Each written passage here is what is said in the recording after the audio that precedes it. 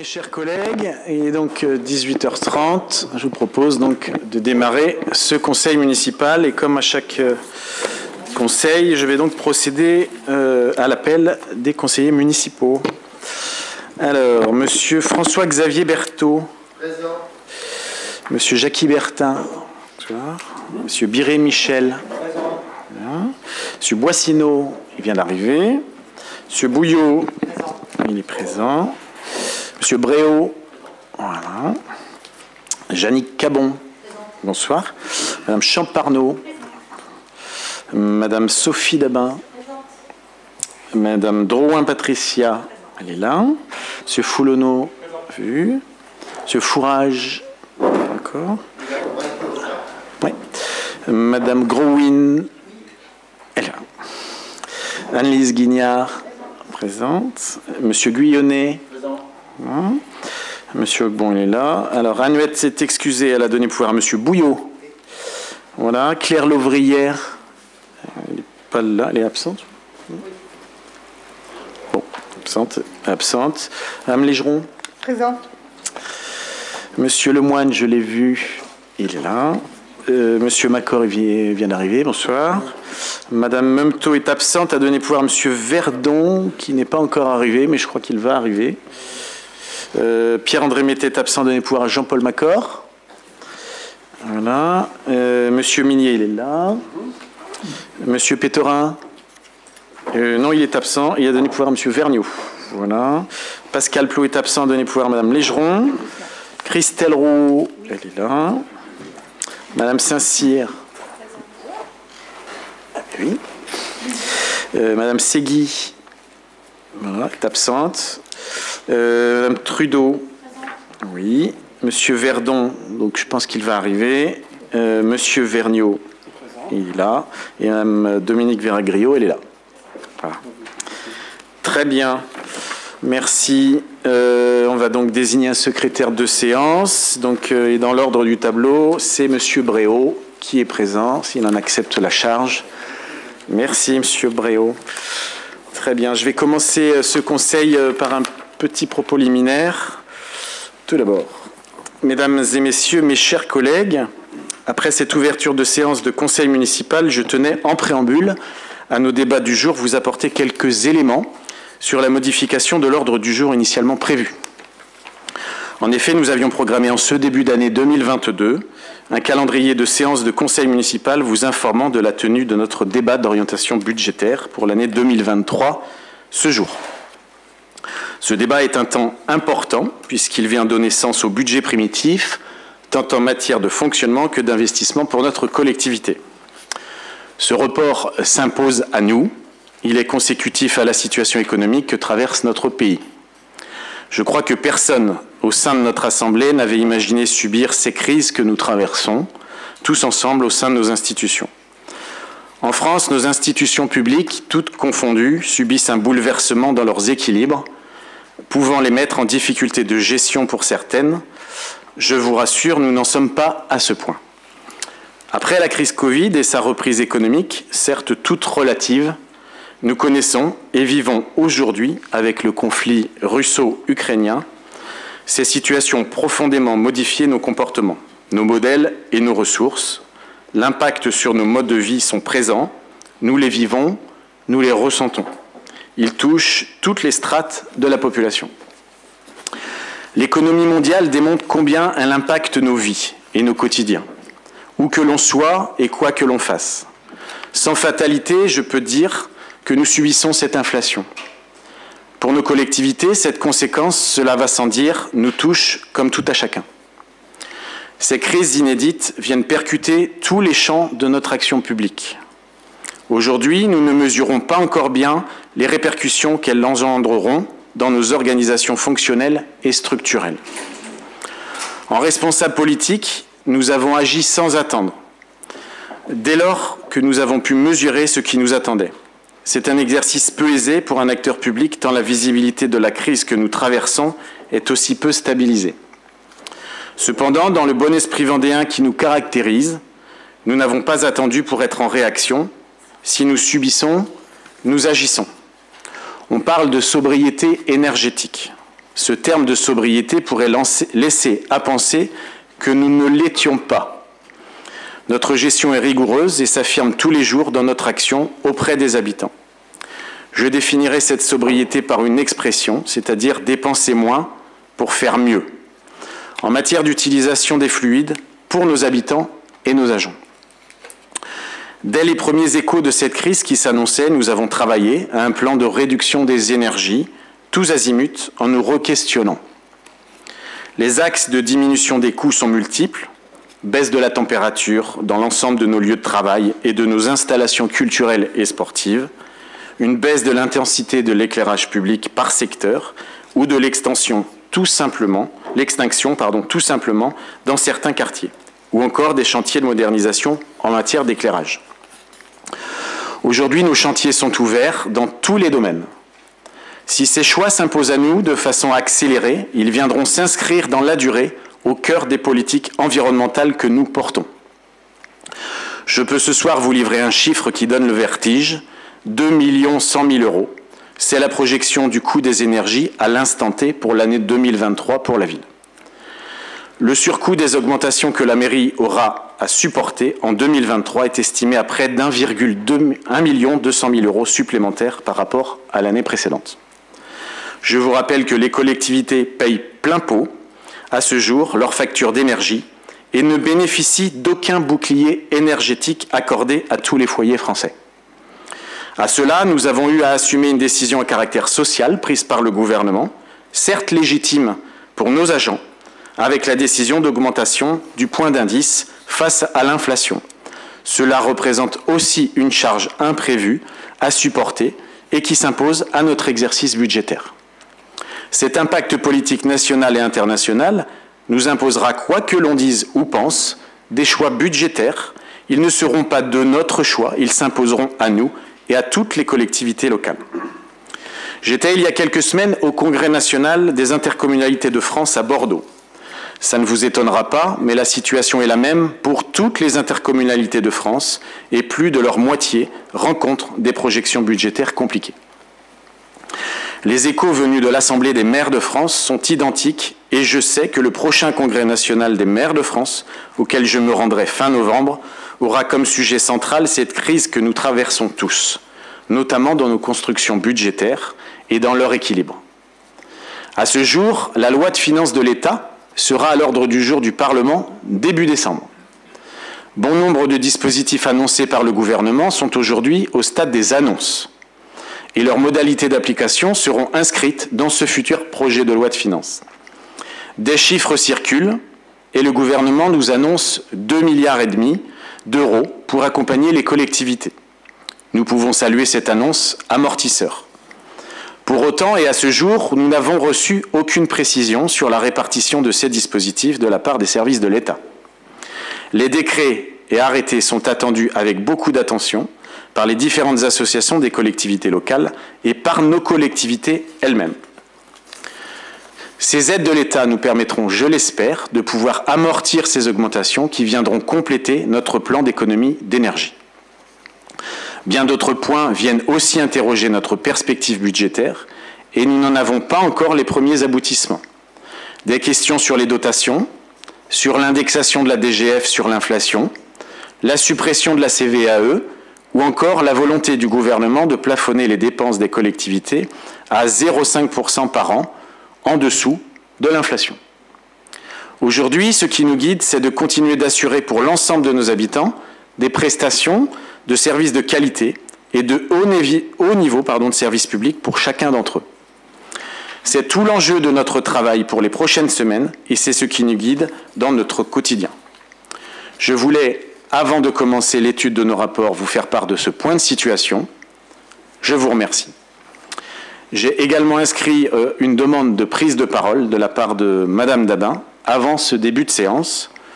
Peut-être y en a-t-il d'autres.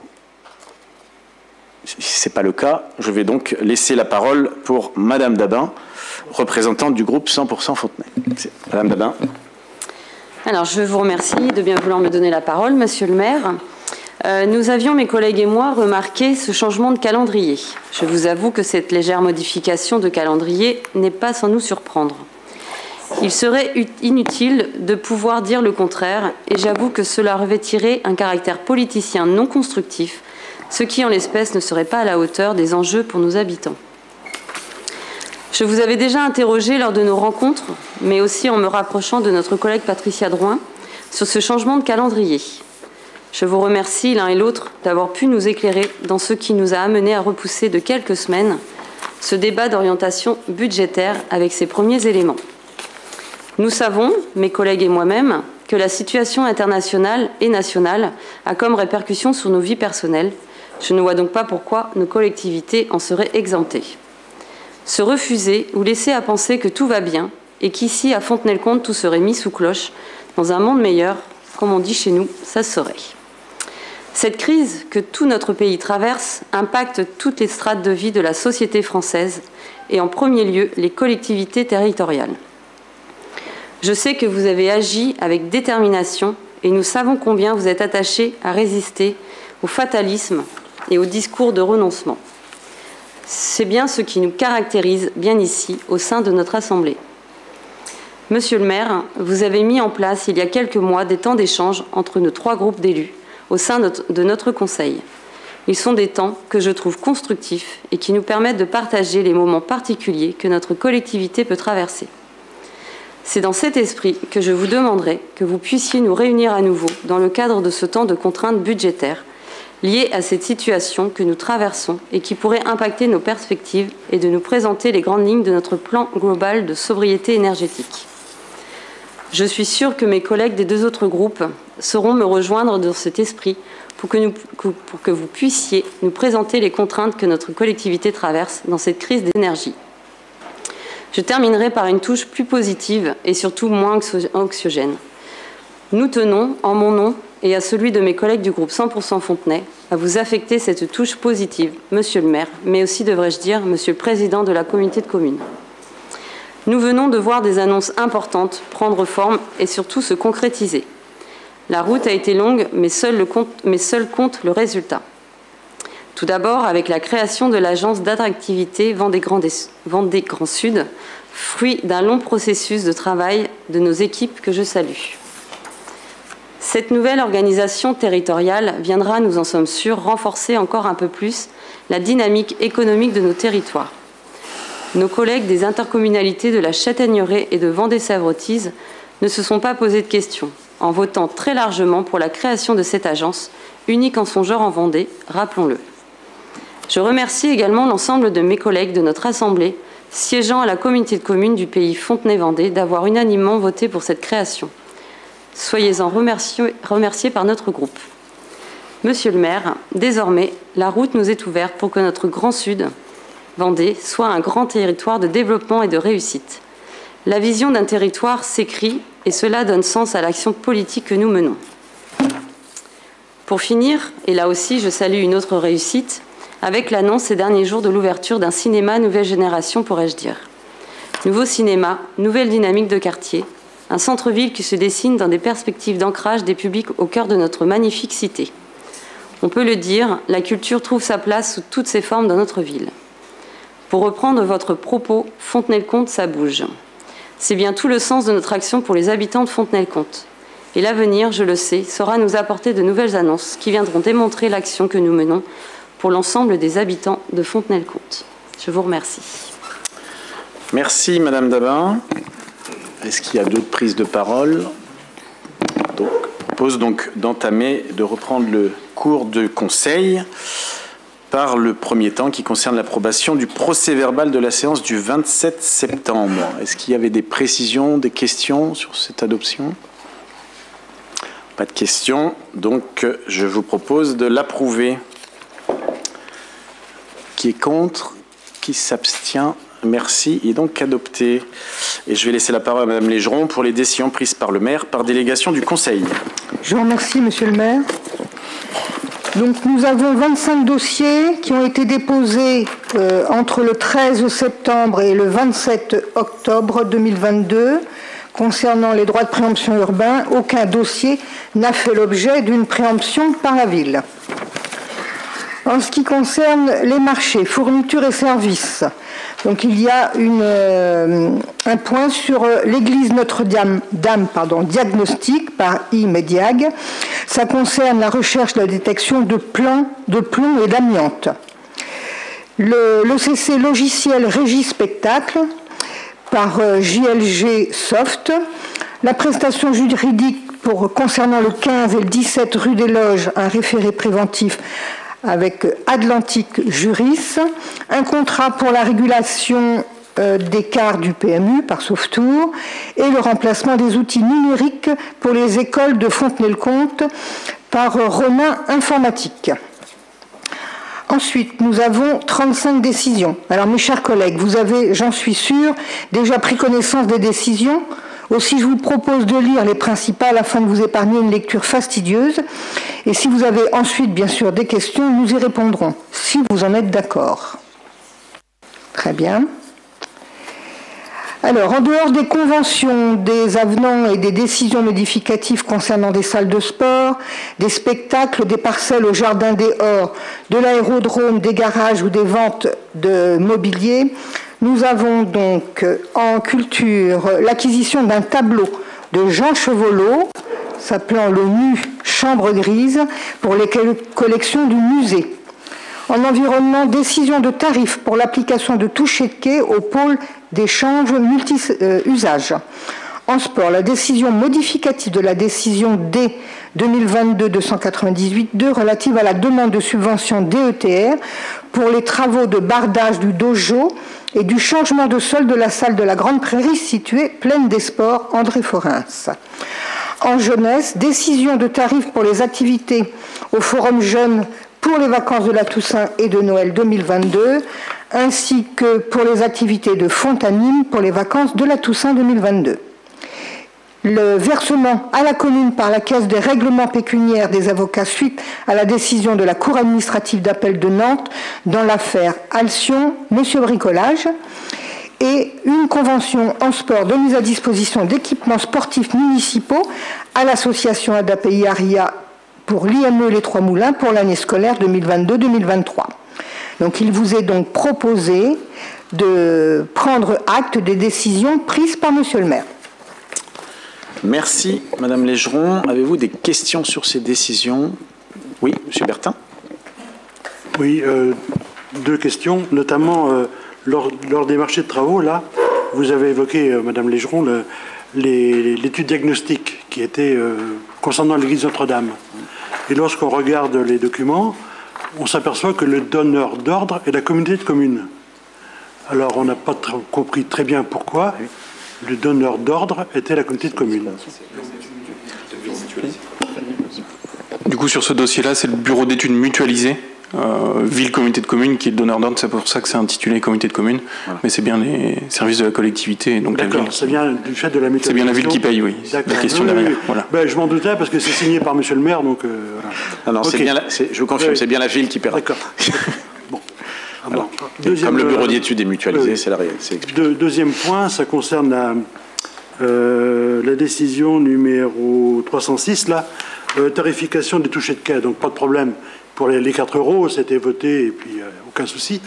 Avec ma collègue, on s'excuse de ne pas pu avoir participé hier soir à la commission, mais on était pris l'un et l'autre par d'autres engagements. Alors on ne sait pas s'il en était question, parce que c'était le rapport de 2021, mais attends... J'arrive à ma question. On sait que depuis le 1er janvier 2022, on est dans une phase expérimentale concernant la gestion du PMU. Et cette phase expérimentale se terminait le 7 juillet. Alors, qu'en est-il depuis le 7 juillet au niveau de la gestion de ce PMU?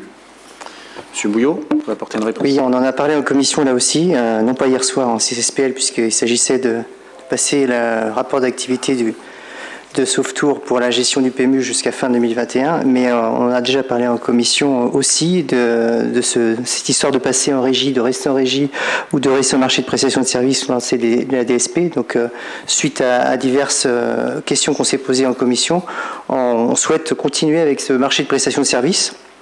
Alors, il y a des avantages, des inconvénients comme la régie, comme la DSP de toute façon.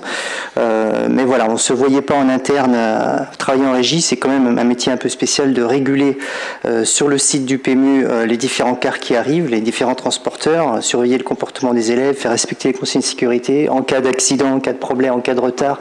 Voilà, on ne se voyait pas assez compétent, entre guillemets, pour faire tout ça. Donc ça fonctionne relativement bien avec le marché de prestation de services. Donc voilà, le marché a été signé le 22 juillet par Monsieur le maire pour continuer le marché de prestation de services sur une année pleine, ce coup-ci, du 1er septembre jusqu'au 7 juillet 2023.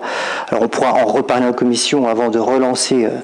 Alors la première fois qu'on l'a lancé, on avait demandé à différents transporteurs de se positionner. Il n'y a que Softour qui a répondu. Là, même chose, il n'y a que Softour qui a répondu. Ça pourrait être quelqu'un d'autre, hein, mais sur le secteur, voilà.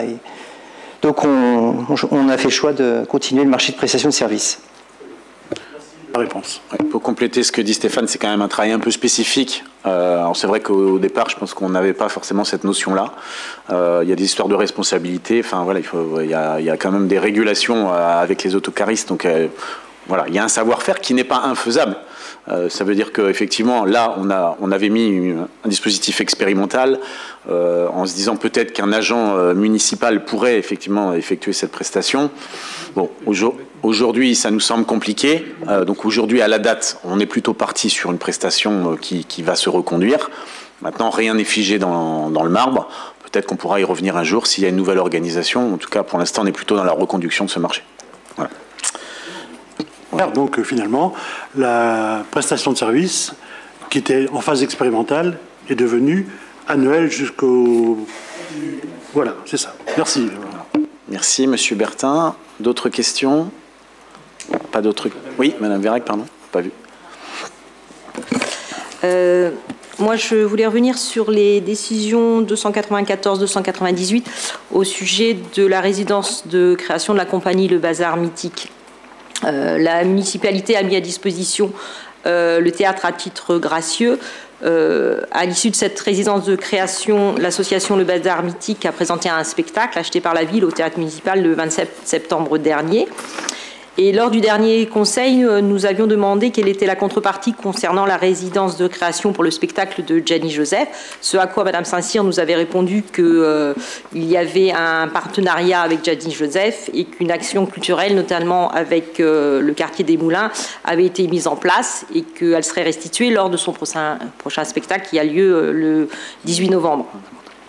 Pour le Bazar Mythique, on voulait savoir s'il y avait ou s'il y a eu ou s'il y aura un retour, une contrepartie suite à la mise à disposition du théâtre qui a été valorisée à hauteur de 2 236 €. Voilà, je vous remercie. Merci pour votre intérêt, merci beaucoup. Oui, il y a eu, avec le Bazar Mythique, le rêve du Puma. Il y a eu dans l'après-midi, avant la production tout public, des séances scolaires. Et on a eu 200 enfants des écoles de Fontenay-le-Comte qui ont assisté et qui ont rencontré le metteur en scène et l'acteur. Merci. Je vous remercie. Merci. Madame Saint-Cyr, avez-vous d'autres questions? Oui, toujours. Oui. Alors, excusez-moi, je poursuis. C'est sur la décision numéro 300 sur l'acquisition de la toile de Jean Chevolot, nue chambre grise. Nous trouvons que le procédé est un peu cavalier. En effet, il est stipulé que M. Baudry, donc je pense que c'est le peintre qui a dû déjà exposer, M. Baudry, qui est de Nouzeuil. C'est le fils. Le fils, je ne sais pas, enfin bon bref, c'est la même famille en tout cas, a adressé un courrier à la ville en date du 15 décembre 21 proposant à la vente une toile de Jean Chevolot au prix de 4 500 €, a priori non négociée. Après vérification du certificat d'authenticité, la municipalité a donc décidé de l'acquérir.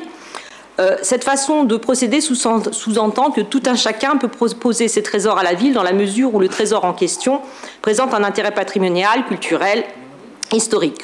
Comment répondre désormais par la négative à d'autres propositions? D'ailleurs, j'aurais personnellement quelques pépites à vous proposer. Ça, c'était absolument. En les circonstances actuelles, où on y dit que les orientations budgétaires de 2023 ne peuvent pas nous être présentées aujourd'hui, compte tenu des augmentations auxquelles doit faire face la ville, notamment l'augmentation significative des fluides, et que la tendance est aux économies, limitation de l'éclairage public, est-il bien judicieux d'avoir acheté ce tableau maintenant, alors même que les travaux du nouveau musée n'ont pas encore commencé? Et on voulait savoir également sur quelle base avait été établi le prix du tableau. Voilà, je vous remercie. Est-ce que tu... Oui, je t'en prie. Alors, vous savez qu'en matière d'art, quand on a une opportunité, il faut la prendre. Sinon, ça part à l'étranger. Confère la dernière acquisition du Louvre qu'ils n'ont pas pu préempter. Trêve de plaisanterie, c'est une œuvre majeure pour la ville. Chevolo est un enfant du pays. C'est une œuvre qui n'est pas à ce prix, que nous avons effectivement pu acquérir à 4 500 €. Ça passe par les fourches codines de la DRAC, bien sûr. Donc tout à chacun ne peut pas, hélas, donner à ce musée de France n'importe quelle œuvre.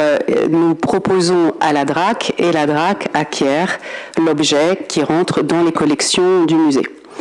Quant à savoir s'il était opportun, vu le contexte, de l'acquérir, on pourra toujours se poser la question. Je rebondis sur la remarque de Sophie Damin tout à l'heure, il faut rester positif, ne pas forcément mélanger l'ensemble des sujets, quels que soient les contextes et quel que soit le caractère anxiogène des contextes. C'est une œuvre majeure pour la ville et il nous a semblé important de pouvoir l'acquérir et de la faire entrer dans les collections du musée qui aura la chance de l'exposer dans un nouvel écrin bientôt. Merci. Je vous remercie. Il aurait été sympathique d'avoir une photo du tableau. Moi, j'aurais bien aimé le voir. Ouais. Ah oui. C'est possible. Je pense qu'on peut la transmettre. Bien sûr. Je vous la transmettrai dès demain. Ah, juste pour apporter un complément. Je réponds à Mme Verhaeghe et je vous laisse la parole, Monsieur Berthaud. Juste pour apporter un complément, non, on ne pourra pas faire toutes les acquisitions qu'on nous présentera. D'ailleurs, on a d'ailleurs refusé une œuvre qui nous a été présentée d'ailleurs par je crois, le fils de Jean Chevolo.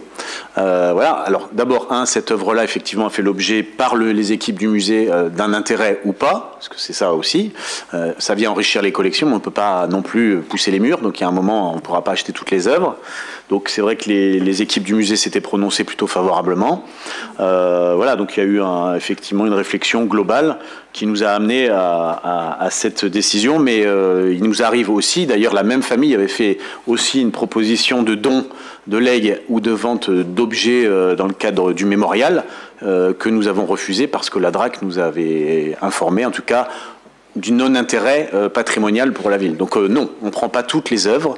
D'ailleurs, ça ne serait pas possible, et financièrement et spatialement pour le musée. Voilà. Oui, Monsieur Berthaud. Oui, juste une petite remarque par rapport à ce que vient de dire Madame Saint-Cyr, parce que c'est pas très clair. On ne sait pas si c'est la ville qui acquiert ou si c'est la DRAC, puisqu'elle a dit que c'était la DRAC qui achetait le bien. Donc j'aimerais que vous reprécisiez cela. Avec plaisir, pardonnez-moi de ne pas avoir été assez clair. Les œuvres sont soumises après validation des équipes quand elles estiment que ce sont des œuvres remarquables à la DRAC qui institue une commission d'acquisition. Donc la DRAC est l'autorité, la première autorité qui a le dernier ressort sur notre capacité ou non à intégrer des œuvres remarquables dans les collections des musées de France. Mais c'est bien la ville qui paye. Bien sûr. C'est la ville qui paye, bien sûr. Elle soumet avant cette proposition à la DRAC, dans le cadre d'une commission d'acquisition. La DRAC refuse ou accepte. Si la DRAC accepte, ça rentre dans les collections et c'est la ville qui paye, bien sûr.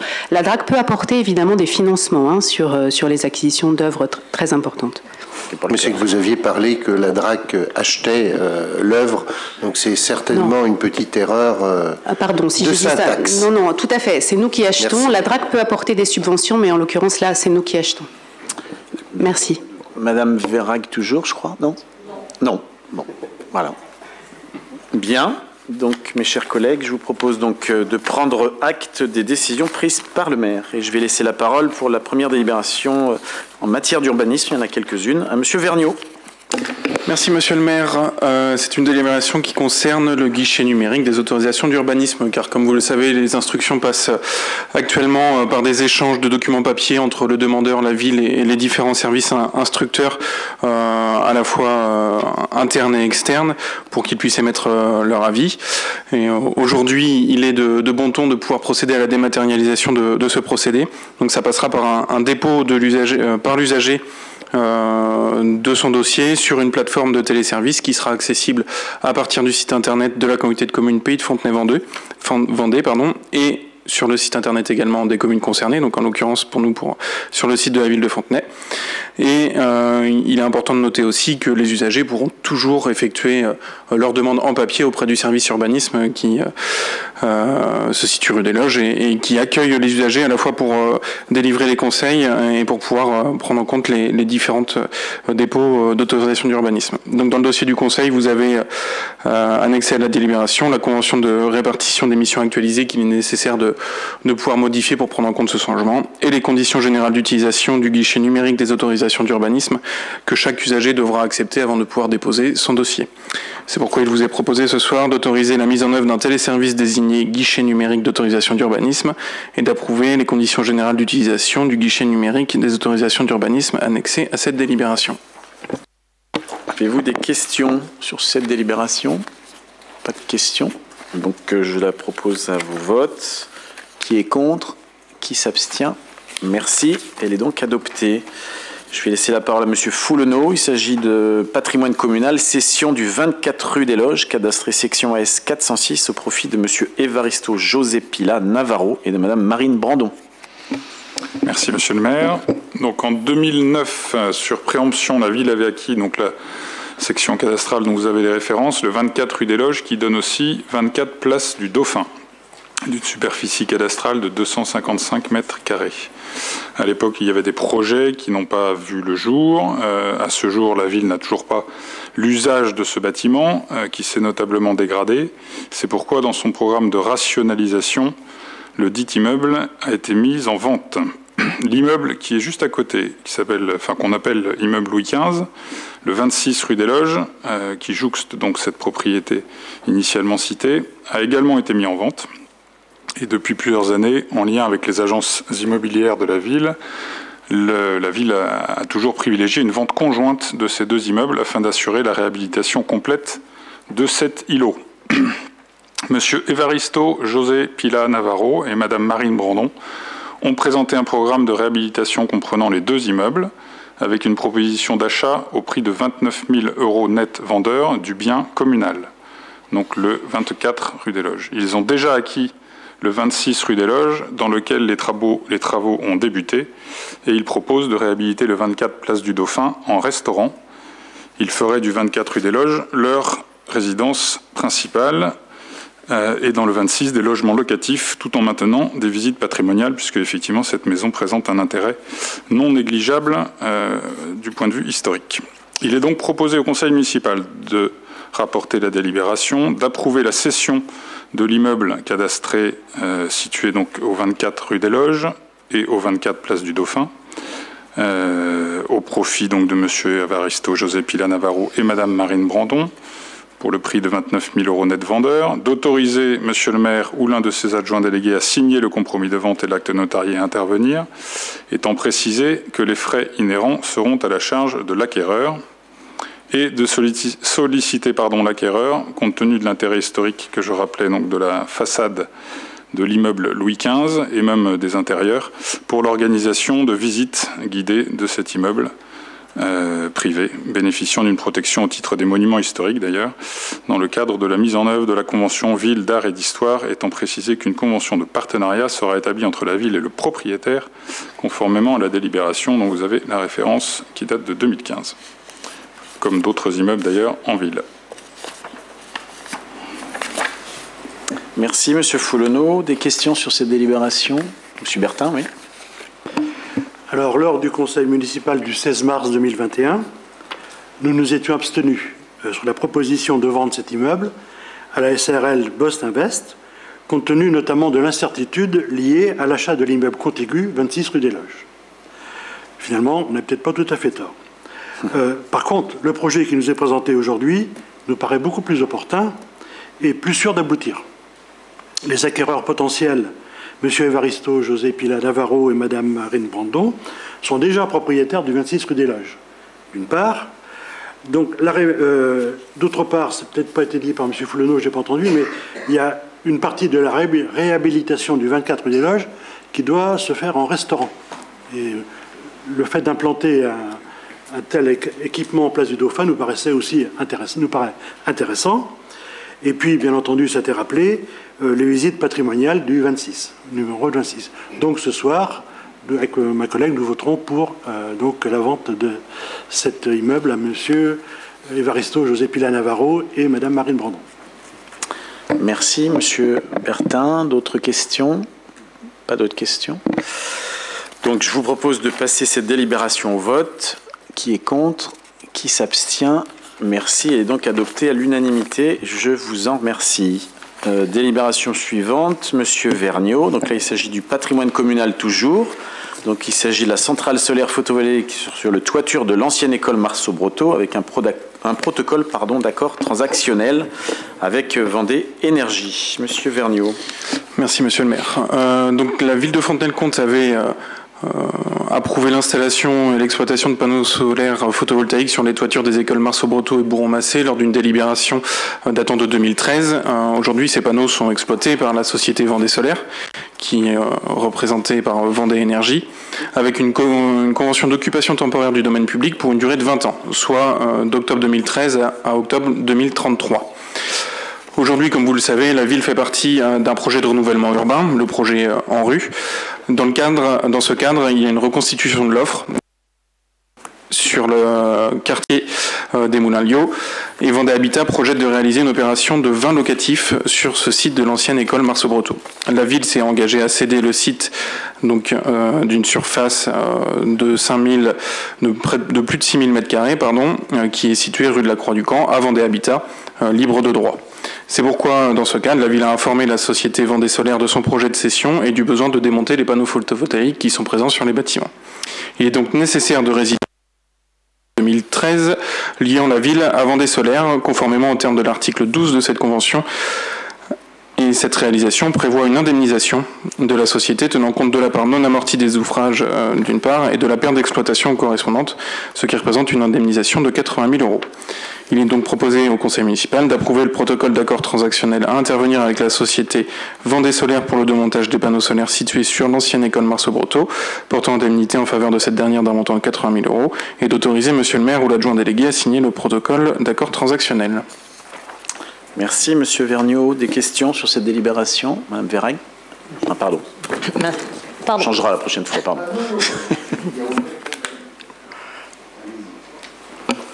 Je vous remercie. Marceau-Brotteaux a été démoli. Nous devons effectivement indemniser la société Vendée Solaire.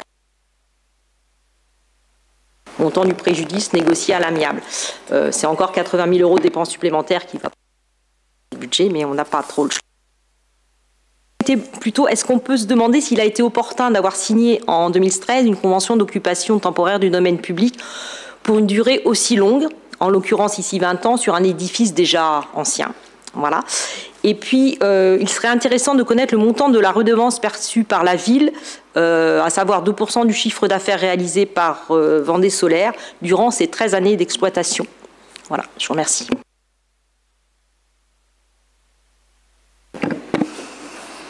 Alors, sur le montant des indemnités perçues, je ne pourrais pas vous répondre pour l'instant, on n'a pas les données. Sur l'opportunité de signer la convention en 2013, je ne serai pas le mieux placé pour pouvoir y répondre. Donc, pour ces éléments-là, voilà, je vous laisserai vous rapprocher des personnes concernées, mais on vous donnera les éléments concernant les indemnités perçues. Alors, on pourra regarder, pour regarder, c'est pas violent, hein.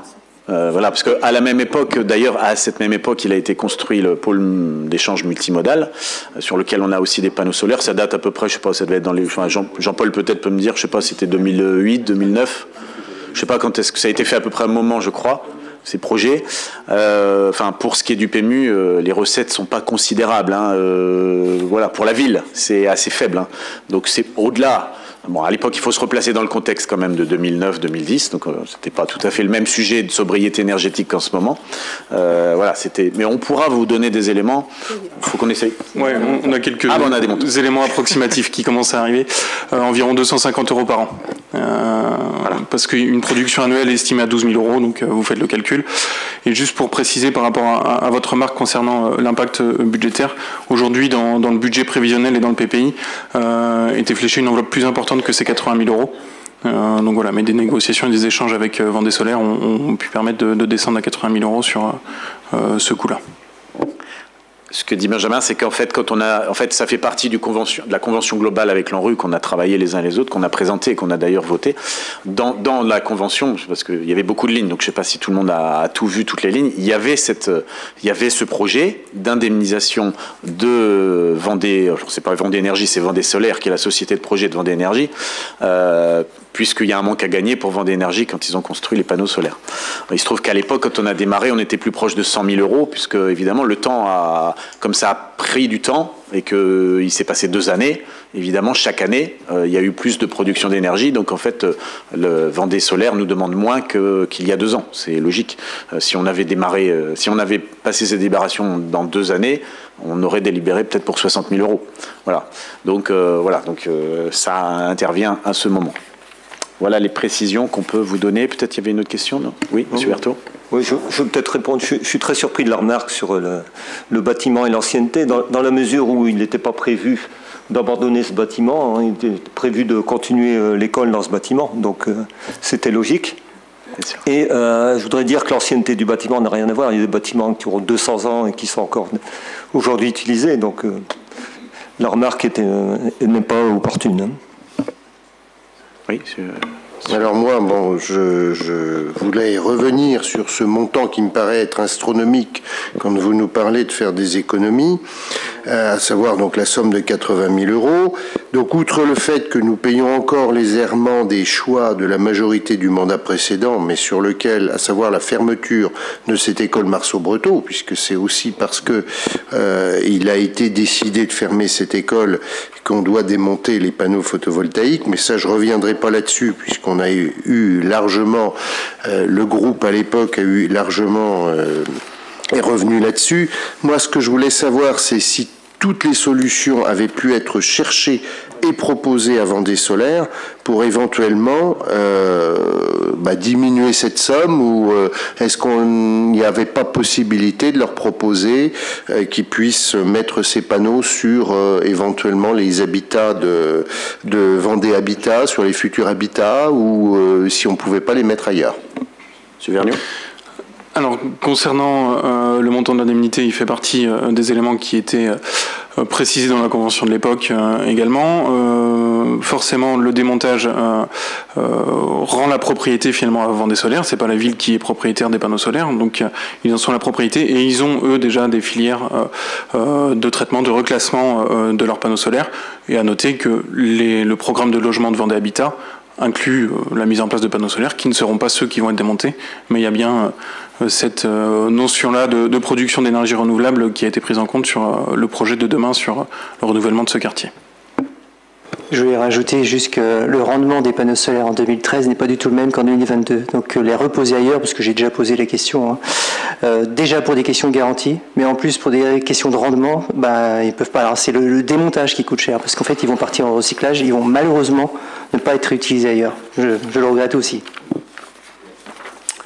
Voilà. Et puis juste pour préciser, alors je vous laisse le soin de vos propos pour les errements de la majorité municipale de l'époque, mais j'en faisais partie, donc je vais vous répondre. Moi, je suis très heureux de cette décision courageuse. Et d'ailleurs, avec la sobriété énergétique qu'on vit, on avait 2 écoles énergivores. On en a transformé une aujourd'hui en regroupant 2 écoles qui étaient en baisse d'effectifs, d'ailleurs, je rappelle, avec des fermetures de classes. Donc, on a regroupé effectivement pour faire une seule école qui s'appelle Florence Artaud. Heureusement, parce que qu'est-ce qu'on consommerait comme énergie dans cette école Marceau-Breteau aujourd'hui? Donc, je crois qu'à l'époque, la municipalité avait été bien inspirée. C'est d'ailleurs ce qui nous guide à nouveau pour rénover l'école Bourron-Massé, qui est à peu près dans le même état, si c'est pas pire. Donc je veux dire, en termes d'investissement énergétique et de sobriété, je pense qu'on a été plutôt éclairé sur ce sujet. Il y aurait pu y avoir donc la fusion de l'école sur l'école Marceau-Breteau avec des travaux de rénovation. Ah oui, ça c'est un autre choix, effectivement. Voilà. Nous avons fait ce choix-là, nous l'assumons, évidemment. Donc je vous propose de passer cette délibération qui est contre, qui s'abstient. Contre. Très bien. Donc vous votez contre. Elle est donc adopté. Merci. Et je vais laisser la parole à Monsieur Lemoine. Donc, il s'agit du bail commercial avec la société Vinyl 85 dans le bâtiment au 16 rue des Orfèvres. Merci, Monsieur le maire. Vous le savez, on fait partie du programme Action Cœur de Ville qui vise à conforter la dynamique de nos centres-villes et le commerce en est un pilier. C'est à ce titre que la ville a lancé en 2020 le dispositif Ma Boutique à l'essai sur les rez-de-chaussée commerciaux des 14 et 16 rue des Orfèvres. Alors pour rappel, ce dispositif encourage l'implantation de nouveaux commerces au sein de locaux vacants. Cette opération a pour but de proposer à un porteur de projet choisi par un comité de sélection de tester son projet de commerce. Et à l'issue de la période définie, le porteur de projet, s'il le souhaite, est amené à s'installer durablement. Et c'est pour cela qu'aujourd'hui nous allons parler du dossier de Madame Aurore Fossé qui a la boutique Vinyl 85 au 16 rue des Orfèvres, une boutique de 55 mètres carrés et son bail dérogatoire arrivant à échéance le 16 novembre. Nous vous proposons de passer sur un bail commercial. Et c'est pour ça qu'il est proposé ce soir au conseil municipal d'approuver la location sous le régime du bail commercial à l'entreprise Vinyl 85 immatriculée au registre du commerce et des sociétés sous le numéro 908 077 480 du local commercial de 55 mètres carrés du bâtiment 6 16 des Orfèvres, cadastré section BE numéro 339 pour une durée de 9 ans à compter du 17 novembre 2022. De fixer le loyer mensuel à hauteur de 500 €, montant qui sera révisé à l'échéance de la période triennale selon l'indice des loyers commerciaux publié par l'INSEE, et d'autoriser Monsieur le maire à signer le bail et à intervenir avec Madame Aurore Fossé, gérante de l'entreprise Vinyl 85. Merci. Monsieur Lemoine, avez-vous des questions sur cette délibération? Pas de questions. Donc je la soumets à vos votes. Qui est contre? Qui s'abstient? Merci, elle est adoptée. Je vais laisser la parole à nouveau à Monsieur Vergniaud. Il s'agit de l'approbation de principe de création d'un cinéma de 5 salles, principe de cession des classements du domaine public et mise à l'enquête publique. On reste dans les actions du dispositif Action Cœur de Ville. Dans ce dispositif où l'avenant a été signé il y a bientôt 2 ans, le 14 décembre 2020, il avait été précisé la stratégie de la ville qui consistait à renforcer son centre-ville autour de 27 projets. Et ce projet, parmi ces projets, un majeur, avec un axe majeur, c'est la réflexion autour d'une meilleure implantation du cinéma. L'équipement d'aujourd'hui, que vous connaissez tous, est composé de 3 salles, il est inséré dans un tissu urbain qui est dense, il est vieillissant, et a du mal à répondre aux attentes de la population, malgré le bon travail qui est réalisé par le gestionnaire actuel. Fort de cette problématique, et dans le cadre de la labellisation Action Cœur de Ville, la ville a bénéficié de l'appui de la société Conseil Expertise et Territoire, la CET, qui a réalisé une étude de préprogrammation et de faisabilité d'implantation de ce nouvel équipement. Il s'agissait là pour nous de mesurer le potentiel de fréquentation d'un nouvel équipement, quel dimensionnement pouvait être celui-ci, et élargir également la réflexion sur son implantation spatiale. Fort du bilan de cette étude, il a été constaté qu'une évasion croissante de la clientèle fontenaisienne vers les villes voisines, notamment Luçon-et-Niort. Le tout couplé à un manque de visibilité criant de l'actuel équipement. C'est pourquoi une réflexion s'est portée sur le déplacement du cinéma vers un secteur plus central, visible de tous et jouissant de la surface nécessaire afin de l'y accueillir. Cette réflexion a mis en évidence qu'il n'y avait qu'une seule possibilité qui répondait à ces critères, et il s'agit de la place de Verdun en tant que secteur pivot du cœur urbain et au cœur de la stratégie de redynamisation du centre-ville que nous menons. Fort d'un potentiel de spectateurs supérieur à l'actuelle clientèle et associé à la volonté de diversifier l'offre cinématographique proposée, nous proposons un dimensionnement, en tout cas l'étude a mis en évidence la nécessité d'un dimensionnement qui pouvait aller jusqu'à 5 salles. Au vu de ces éléments, la municipalité a sollicité Cinéode, qui est l'actuel locataire du bâtiment propriété de la communauté de communes Pays de Fontenay-Vendée, pour lui proposer de réfléchir à l'installation d'un complexe cinématographique sur le site de la place de Verdun. Parallèlement, et au vu de la dynamique territoriale de la ville, d'autres opérateurs se sont manifestés et ont fait part de leur intérêt à mener un projet sur le territoire communal. La société, sous l'enseigne commerciale Grand Écran, a répondu aux objectifs recherchés.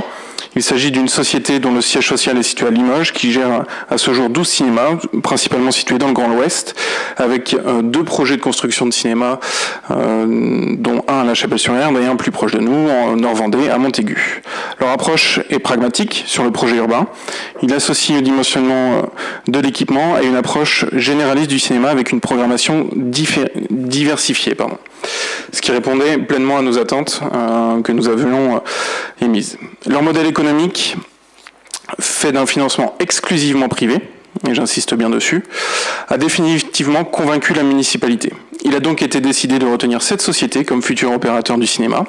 Elle s'engage, à la demande de la municipalité, à rencontrer le personnel du cinéma actuel afin d'envisager son intégration dans le futur projet. En parallèle, ceux qui étaient présents au conseil communautaire ont pu voir le passage de la délibération concernant un protocole d'accord transactionnel avec Cinéode lui permettant de poursuivre son activité jusqu'à l'ouverture du prochain cinéma. Et c'est donc dans cette perspective de construction de ce nouvel équipement que la société Grand Écran a fait part de son intérêt pour disposer de l'emprise foncière nécessaire à l'implantation du nouveau cinéma. L'emprise foncière de ce projet est située sur le territoire de la ville de Fontenay-le-Comte, donc sur une parcelle non cadastrée, place de Verdun, pour une superficie de 1837 mètres carrés.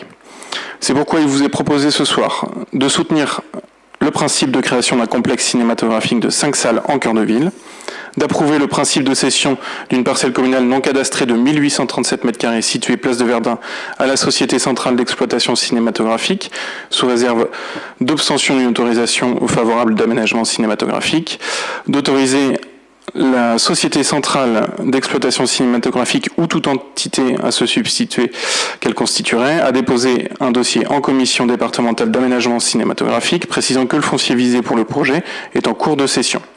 D'autoriser Monsieur le maire à négocier une concession de stationnement, de décider de désaffecter une partie de la place de Verdun à compter de l'obtention des autorisations d'urbanisme, de décider de procéder à l'enquête publique préalable au déclassement du domaine public communal de la parcelle citée conformément au plan qui est annexé à la délibération, de déléguer tous les pouvoirs à Monsieur le maire pour mener à bien la procédure d'enquête publique et d'autoriser Monsieur le maire à procéder à toute démarche aux fins de mise en œuvre de la présente délibération. Merci, Monsieur Vergniaud. Avez-vous des questions sur cette délibération? Madame Vérag. Merci, Monsieur le maire. On nous demande aujourd'hui de délibérer sur la création d'un cinéma de 5 salles avec une installation prévue sur la place de Verdun. Sur le principe, installation d'un cinéma plus grand, choix du lieu, investissement d'ordre privé, nous ne sommes pas contre. Cependant, nous avons été particulièrement surpris de découvrir les grandes lignes de ce projet dans le journal Ouest-France d'hier, au même titre que tous les Fontenaisiens. Que ce projet soit présenté à la presse, c'est parfait. En revanche, il est fort regrettable que cette présentation n'ait pas été faite en amont aux élus minoritaires de ce conseil. Pas un mot sur ce sujet lors de la dernière commission culture. Il n'est pas normal que l'ensemble des élus du conseil municipal n'aient pas le même niveau d'information sur ce sujet. D'autre part, mais M. Vergniaud vient de le corriger à l'instant, dans la délibération qui nous est proposée aujourd'hui, il est écrit que la société Grand Écran exploite déjà les cinémas de Montaigu et La Chapelle-sur-Erdre. J'ai un peu creusé le sujet et en fait j'ai découvert qu'à Montaigu, le cinéma n'est pas construit. On va démolir l'ancien. Donc du coup, à Montaigu, ils n'ont plus du tout de cinéma. Et à La Chapelle-sur-Erdre, il y a plus ou moins un litige avec la commune d'à côté, Carquefou. Donc pour l'instant, ils n'exploitent pas. Ils sont juste porteurs du projet. Pouvons-nous... alors, dans la délibération qui nous a été dans la modification de la délibération, on n'a pas tout à fait compris la phrase. Alors, vous voulez bien nous en excuser parce que c'est peut-être un peu technique, mais on aimerait bien avoir une explication. Il est noté « autorise la Société centrale d'exploitation cinématographique ou toute entité à se substituer qu'elle constituerait » à déposer un dossier en commission départementale d'aménagement cinématographique. Alors j'avoue que moi, il faut m'expliquer un peu mieux ça, parce que voilà. Le parking, a priori, sera propre au cinéma. Est-ce qu'il est intégré dans les 1837 mètres carrés qui sont proposés, ou est-ce qu'il faudra rajouter?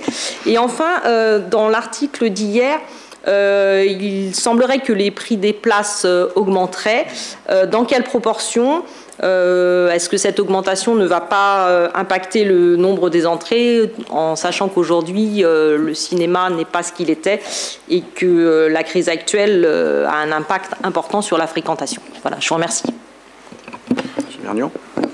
Sur les premiers points concernant l'information de l'ensemble des élus, les plans d'implantation qui sont dans le projet qu'a déposé la société Grand Écran ont été présentés lors de la commission urbanisme, justement pour pouvoir partager l'ensemble de ces éléments.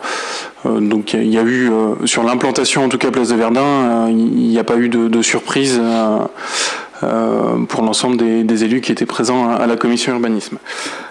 Concernant la précision sur l'entité ou le rajout en tout cas dans la délibération, en effet dans le cadre d'un projet, les porteurs de projet peuvent être amenés à mettre en place des sociétés particulières dédiées à ce projet-là, et c'est ce qui permettra justement d'anticiper ce type de dispositif. Enfin, concernant ensuite, parce qu'il y a aussi le prix des places, mais sur le parking, je pense que comme moi, vous allez régulièrement sur la place de Verdun. Aujourd'hui, l'emprise parking n'est pas dans les 1837 mètres carrés, c'est bien l'emprise bâtie, mais il y a de la place de Verdun. Quand on y passe, le carreau central est plus que souvent désert, donc je n'ai aucune inquiétude sur la capacité de ce secteur-là à pouvoir accueillir à la fois du stationnement pour le cinéma et l'ensemble du stationnement nécessaire à faire vivre notre centre-ville. Ce qui veut dire que ça ne sera pas un parking qui appartiendra au cinéma, ça sera le parking classique de la place de Verdun. Exactement. Concernant le prix des places, voilà, vous avez lu comme nous l'article de presse. C'est bien ce qu'a précisé la société Grand Écran. Je pense citer l'article, ou en tout cas les propos qui ont été tenus lors de la conférence. Il serait bien bête de vouloir augmenter significativement le prix des places, alors que ce n'est pas le cas aujourd'hui à Fontenay. On profite d'un cinéma avec des tarifs tout à fait modérés, et ils regardent ce qui se fait ailleurs, donc forcément ils seront compétitifs à la fois par rapport au cinéma de Niort ou au cinéma de Luçon. La hausse du tarif n'est pas définie, et vous pourrez regarder ce qui se passe sur leur site, parce qu'ils exploitent d'autres cinémas, même si Luçon et La Chapelle sont des projets. Ils ont d'autres cinémas dans l'Ouest où ils ont des tarifs très avantageux et plusieurs grilles de tarifs justement pour à la fois les familles, les seniors, les jeunes, avec des systèmes de cartes où il peut y avoir des tarifs très réduits, équivalents ou presque à ceux pratiqués aujourd'hui sur Fontenay. Alors, je suis d'accord, parce que je suis allée vérifier les tarifs. Effectivement, ils sont à 60 € la carte, sauf que à Fontenay, on est à 58 € la carte de 10 abonnements, enfin 10 places. En revanche, sur Fontenay, la carte, je crois, est valable 1 an, alors que sur les cinémas qu'ils exploitent aujourd'hui, la carte de 10 places est valable 6 mois et la carte de 15 places est valable 9 mois. Ça change un peu la donne quand même. Ça reste aussi à la volonté, et le projet reste à construire pour la société Grand Écran. On en est aux prémices, et il y aura l'occasion d'avoir d'autres échanges à ce sujet-là. Pour rajouter également sur le prix des places, ce qu'a évoqué d'ailleurs devant la presse propriétaire Grand Écran du projet, du futur projet, c'est qu'aujourd'hui, ce qu'il faut savoir, c'est qu'il y a à peu près que 20% des gens qui payent un plein tarif. Aujourd'hui, à Fontenay, il est de 8 €, je crois, pour y être allé la semaine dernière. Voilà. Ici, on nous parle de 9 €, en tout cas entre 9 et 10 €, ce qui est le tarif actuel à Luçon. Voilà. Donc on ne parle pas de Nantes, La Roche-sur-Yon, de Niort, etc., où on est à 10 € maintenant, voire plus. Donc évidemment, c'est un opérateur privé qui sera dans un univers concurrentiel. Son intérêt, c'est pas d'être au-dessus de Luçon. S'il veut avoir des clients, il vaut mieux qu'il se place dans le marché. Donc ça, c'est son objectif. Et après, c'est tout le travail que Grand Écran aura à proposer. C'est effectivement des cartes. Donc il y aura des abonnements pour les enfants, des abonnements évidemment pour les retraités, des cartes effectivement, comme vous l'avez dit, de 10 entrées, 15 entrées. Donc voilà. Donc en fait, en moyenne, ce qui a été évoqué, hein, c'est pas pour moi, je vous répète ce qu'a dit à la presse, c'est qu'en moyenne, on est entre 5 et 6 €. Les prix des places en moyenne. C'est pas le tarif facial qu'on voit du plein tarif, qui est de 8 à 9 €. En moyenne, c'est 5-6 €. Voilà, ça c'est la majorité des places. Voilà. Donc voilà, maintenant c'est effectivement à Grand Écran de construire son offre. Il en existe une que vous pouvez voir effectivement sur les cinémas qu'il gère actuellement, hein, puisqu'il y en a une douzaine.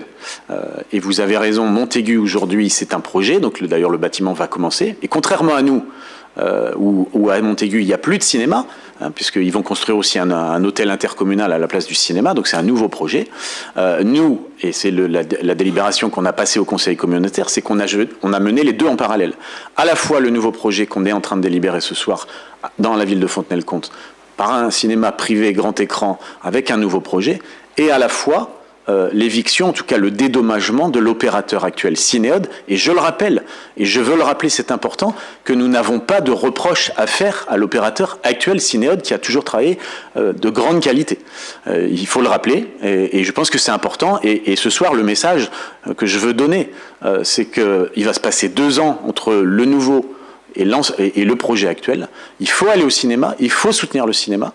Il n'est pas question, voilà, c'est pas parce qu'il y aura un nouveau projet qu'on peut pas aller au cinéma. Le cinéma, il va encore être ouvert pendant 2 ans. Il y a des personnels, il y a des équipes, il y a un cinéma de qualité.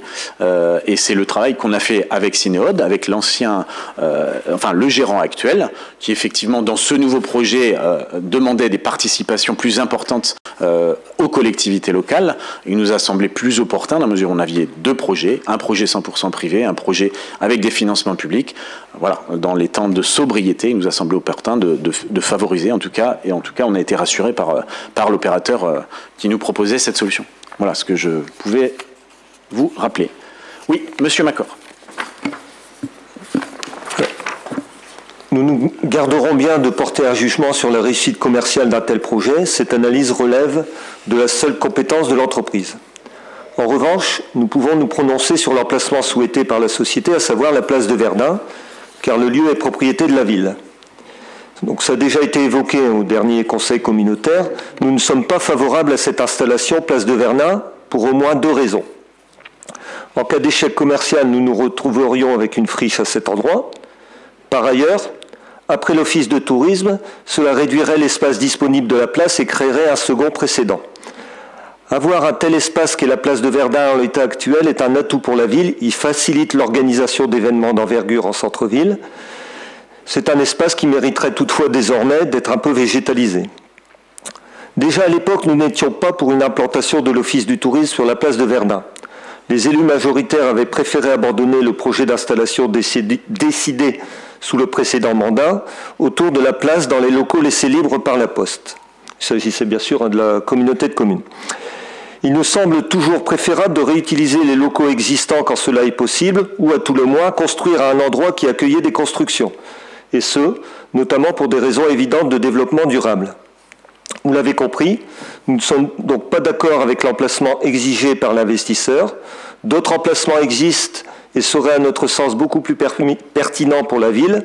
Donc nous citerons l'ancienne caserne des pompiers, le propriétaire actuel restant bien sûr à convaincre, l'ex-garage Peugeot, ou, si l'on veut conserver l'implantation en centre-ville, l'emplacement des bâtiments non utilisés de la Poste. Cette liste est bien sûr non exhaustive. J'en ai terminé de mon intervention. Merci.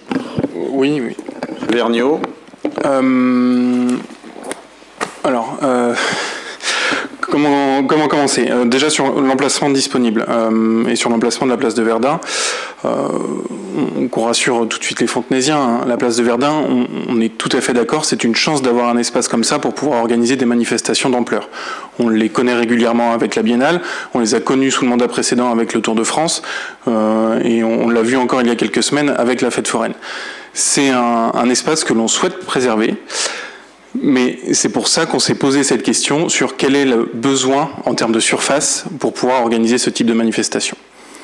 On a besoin, que ce soit la Biennale ou les autres actions, de 9000 m² environ sur la place de Verdun pour pouvoir être à l'aise et organiser ces manifestations-là. Aujourd'hui, la place de Verdun fait 12 000 m², le projet fait moins de 2000 m². Vous faites le calcul, il reste largement suffisamment de place pour pouvoir mener à bien l'ensemble des manifestations qui animent notre cœur de ville.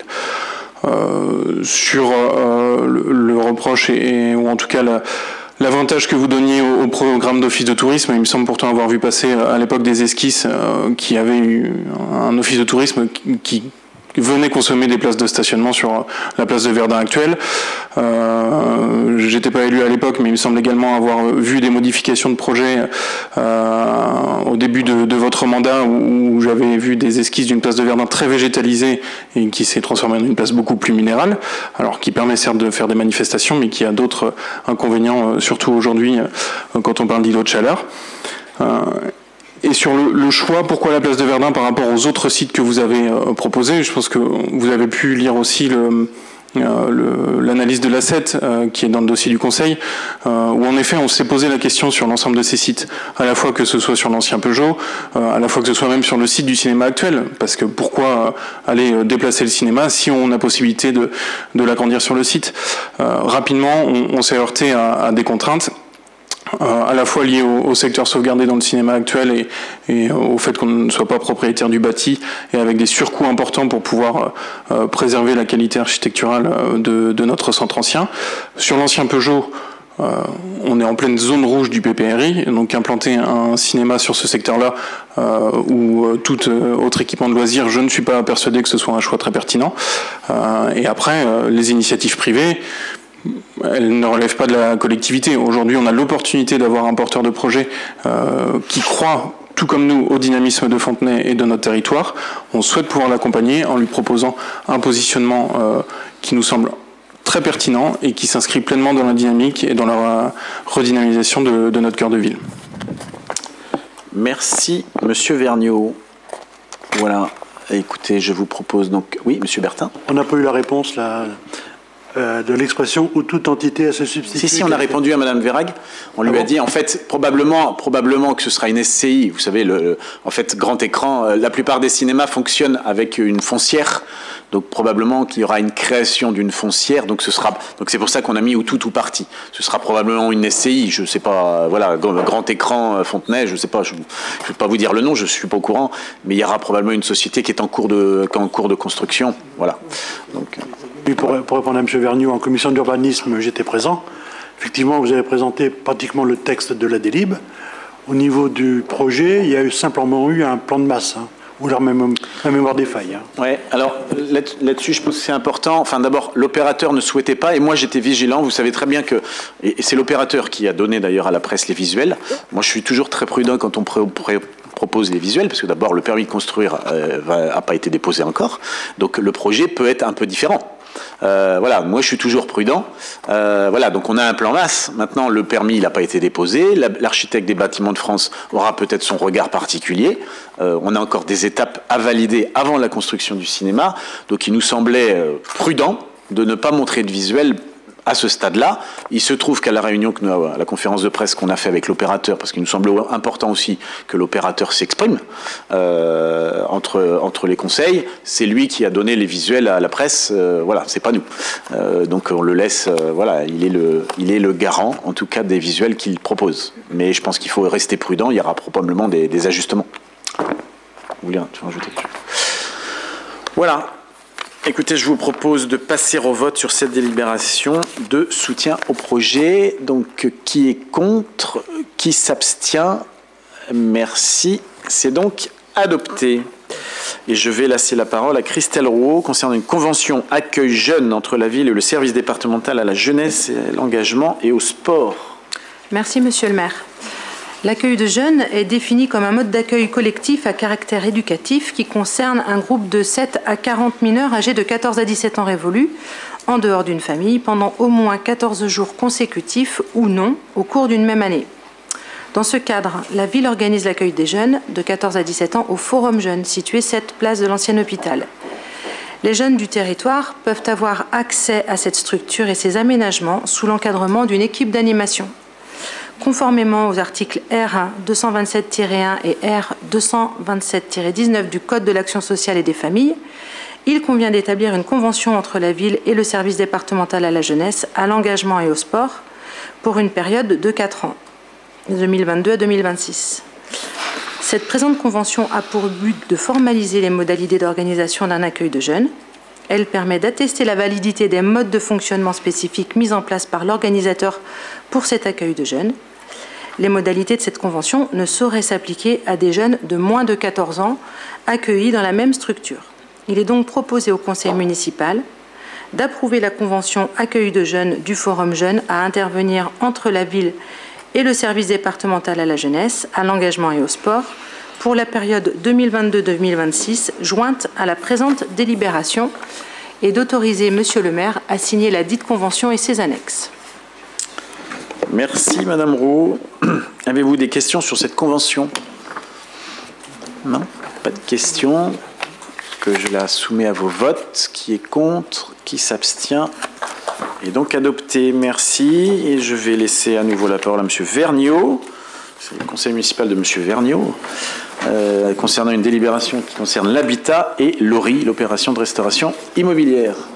On reste dans les thématiques Action Cœur de Ville, en effet, avec l'opération de restauration immobilière. Pour comprendre le sens de cette action, il faut aussi se replonger dans le programme local de l'habitat, qui couvre la période 2020-2026 au niveau intercommunal, qui avait fixé des grands principes en termes de politique d'habitat sur notre territoire. À la fois relancer la dynamique démographique, maintenir les conditions favorables à une attractivité et renforcer la mixité sociale. C'est ce PLH qui nous permet justement d'affirmer notre stratégie en participant à la fois à l'attractivité commune et tout particulièrement au centre-ville de Fontenay. Pour traduire cela en action, il s'agit notamment de pouvoir réhabiliter des logements les plus obsolètes du parc et favoriser la reprise de parcs existants en travaillant à la fois sur l'attractivité du cadre de vie et du logement. L'opération programmée pour l'amélioration de l'habitat et de renouvellement urbain, ce qu'on appelle plus communément l'OPA-RU, constitue un outil en faveur de l'amélioration de ce parc de logements anciens en général, et particulièrement ceux qui se trouvent dans le périmètre RU, donc dans le centre ancien de Fontenay-le-Comte.